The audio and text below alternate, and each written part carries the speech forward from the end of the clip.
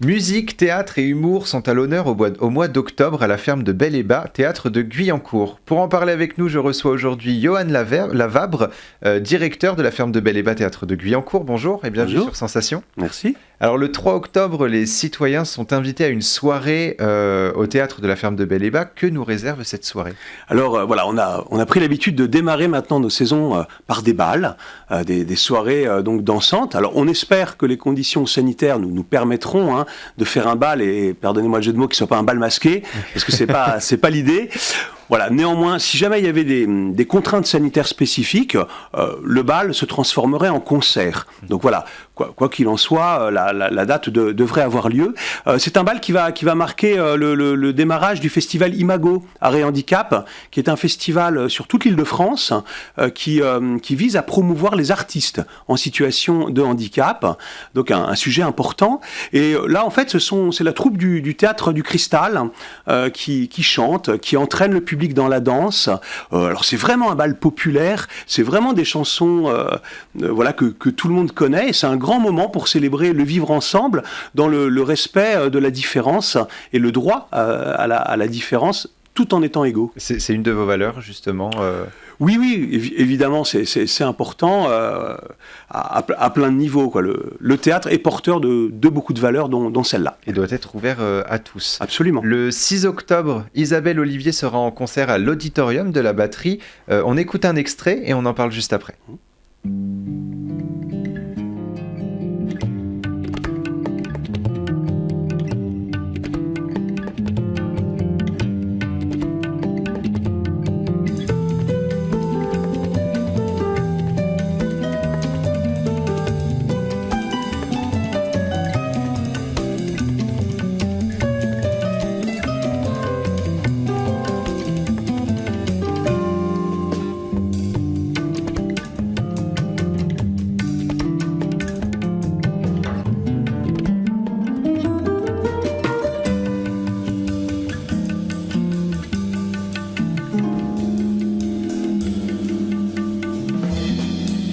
Oasis, le concert d'Isabelle Olivier le 6 octobre prochain. Quel est l'univers musical de cet artiste ?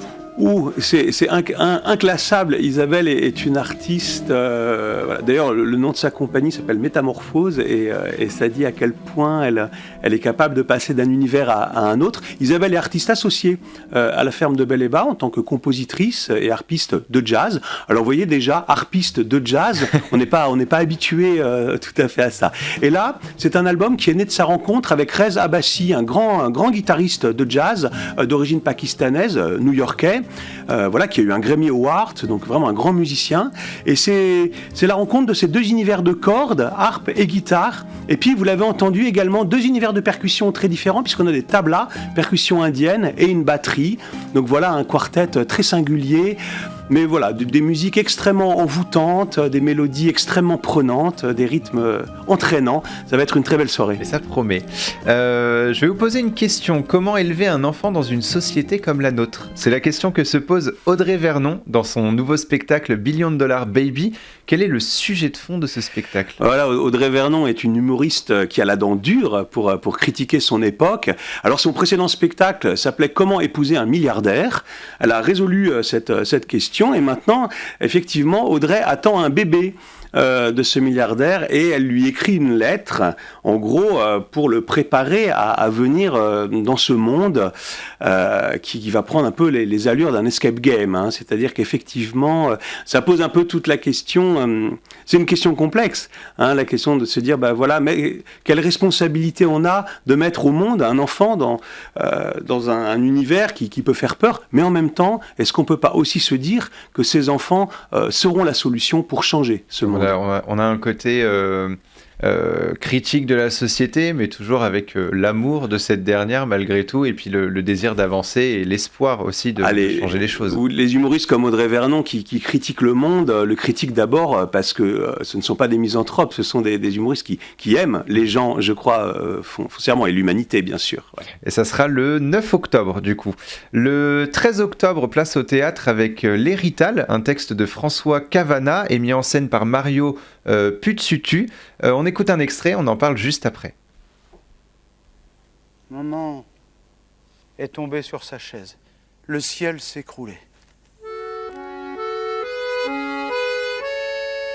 Puis vint la réaction. Mais comment qu'on va faire pour manger ? Rien qu'avec ce que je ramène, on pourra même pas payer le loyer. Et le petit, il lui faut des beefsteaks au petit. Mais qu'est-ce qui m'a pris de prendre un maçon, le dernier des métiers, que même les chiens en veulent pas ? J'aurais pu avoir un employé des postes, un fonctionnaire qui vente, qui pleuve, qui neige, la paye à la fin du mois, et au bout la retraite, et pas toutes ces saloperies pleines de ciment à laver, que des ongles, moi j'en ai plus. Le 13 octobre, du coup, l'Hérital, de quoi va-t-on parler dans cette pièce ? Alors c'est un spectacle que nous accueillons en partenariat avec la commanderie des Templiers. Et voilà, c'est le récit autobiographique, un récit drôle et parfois émouvant, parfois aussi porteur de colère, hein, de François Cavana. Vous savez, cet écrivain qui a été fondateur d'Harakiri, de Charlie Hebdo, voilà, et qui, comme on vient de l'entendre, était fils d'immigrés italiens à une époque où, alors évidemment, aujourd'hui, être issu de l'immigration italienne semble plus poser beaucoup de problèmes dans notre société, contrairement parfois, voilà, à d'autres populations qui sont malheureusement stigmatisées. C'était pas le cas, c'était pas le cas à cette époque-là où on insultait les Italiens, on les traitait de macaroni, de rital. Et François Cavana revient donc sur son histoire d'enfant immigré. Mais voilà, c'était quand même un récit, je pense, plein d'espoir. Et François Cavana est devenu un grand écrivain que tout le monde connaît. Et quelque chose de très poignant. Le 17 octobre, le groupe El Ferda célèbre la fête de Maoulid. Alors, pour ceux qui ne savent pas, c'est quoi la fête de Maoulid ? Alors, la fête de Maoulid, c'est dans le calendrier musulman, la fête de la naissance du prophète Mohammed. Alors, et c'est un spectacle qui s'inscrit dans le cadre d'un cycle qui s'appelle Sacrée Musique, qu'on a mis en place il y a quelques années maintenant à la ferme de Bel-Ébat, où on s'est appuyé un peu. Vous savez que voilà, l'histoire de la musique et l'histoire des religions sont intimement liées. Voilà, le Requiem de Mozart, les messes de Jean-Sébastien Bach, les Passions selon Saint Jean, selon Saint Matthieu. Il y a tout un répertoire lié à la liturgie qui est très important. Et on a pensé qu'il était finalement, on a souvent un concert de Noël. De manière traditionnelle, et c'est un moment important, et on s'est dit que ça pouvait aussi être important finalement dans le respect des droits culturels des habitants, de proposer de la même façon un concert qui vienne célébrer une fête religieuse d'une autre communauté. Et donc c'est la nuit de Maoulid s'inscrit dans ce cadre-là avec El Ferda, un groupe qui vient de Kenetsa dans le sud-ouest algérien, un groupe absolument extraordinaire. Alors on le voit rien qu'à travers la programmation du mois d'octobre, c'est une valeur importante pour vous d'ouvrir le théâtre à tout le monde et que tout le monde puisse faire et aller au théâtre. Oui, vous savez, depuis André Malraux, voilà, on va parler et c'est inscrit dans le préambule de la Constitution française, du droit d'accès, du droit d'égal accès à la culture. Donc c'est une part très importante, effectivement, de notre travail, de permettre à tout un chacun d'accéder à la culture, mais c'est également important, voilà, depuis quelques années, il y a toute une réflexion qui s'est mise en place autour de la notion de droit culturel, et c'est aussi donc la nécessité qu'on a, nous, en tant qu'institution culturelle, de reconnaître les habitants dans leurs propres pratiques, dans leur propre culture. Et je crois que c'est vraiment indispensable de conjuguer ce droit d'égal accès à la culture et ces droits culturels, parce que l'un ne peut plus aller sans l'autre. Et on a besoin d'être renforcé parfois dans sa propre identité culturelle pour s'ouvrir aux autres cultures. Et ça permet des découvertes plus denses. Exactement. Le 21 octobre, les bons contes font les bons amis. Quel est l'objectif de ce spectacle ? Là encore, on sera dans le cadre du Festival Imago et Praline Guepara, une conteuse qui a été artiste associée à la ferme de Bel-Ébat, une très grande conteuse, et Marie Boccaccio vont proposer un spectacle bilingue qui va être en français et en langue des signes française. Et voilà, ça aussi, c'est important de s'ouvrir à cette culture de la langue des signes française, qui est une langue à part entière.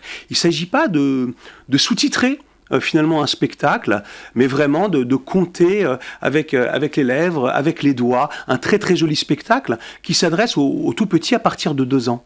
Merci beaucoup, Yohan Lavabre, d'avoir été avec nous. On peut retrouver du coup toutes les informations sur le site lafermedebeleba.fr, notamment sur la billetterie.